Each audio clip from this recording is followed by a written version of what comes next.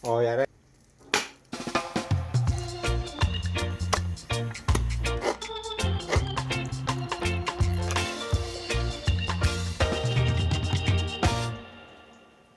So yung guys, nandito na naman po ako sa bundok, no? At ngayon, habang naglalakad ako, nag-iisip ako kung ano yung uulamin ko. Hanggang sa nakita ko yung yung mga dahon ng gabi, yung mga gabi na dyan, nandyan, no, mga paligid lang. Pwede naman yan ulamin talaga, no? Pwede pang pangat, no? Pangat yung kung tawagin dito sa amin sa Alegria, sa Surigao del Norte, no? So ngayon, dahil kasi nag-isip-isip ako kung anong ulamin, dahil yung dala kong pang ulam, dalawang itlog lang dahil wala pa kasing sahod, wala pang sweldo. Yung itlog na yung dala ko dito, hindi yung itlog ko ha. Baka anong isipin nyo ha. Tapos ngayon, dahil nga wala pang ulam, di diskarte na ako. Kukunin ko na yan mamaya-maya.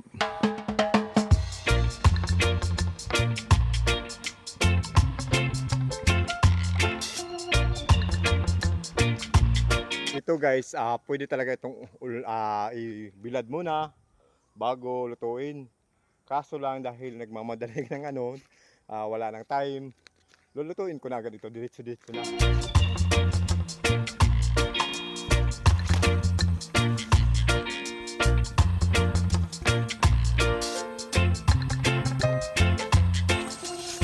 Tamang-tama naman guys, no, dahil may nakita akong luyaw. Ayan po.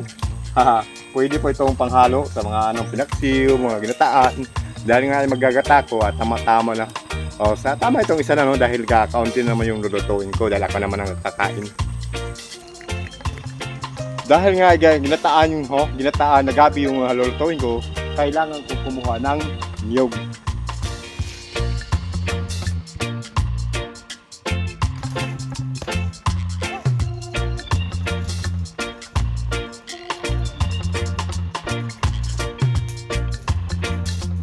Oh, yara itlog ha.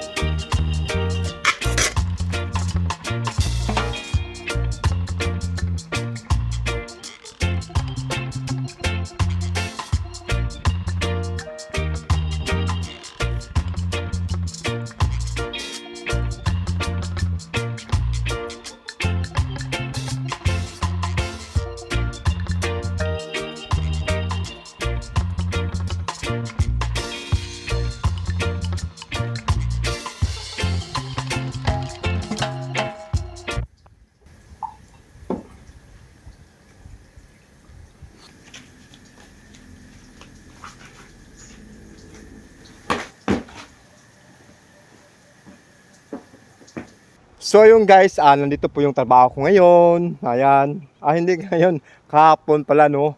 At lalagyan ko yan ng kamuti. Madali lang kasi yung kamuti hanapin, no. Pero yung ibang gulay, medyo mapapahanap ako, no. Pero okay lang yan. Basta ang importante, malinis na, no. So ngayon, dahil sa sobrang init ng panahon, tubig lang talaga palagi, no. At siyempre doon ako magtatrabaho sa may kahoy, no, dahil sobrang init ay mahirap na, no. Madali tayong mapagod diyan. So ngayon, pupunta na ako doon.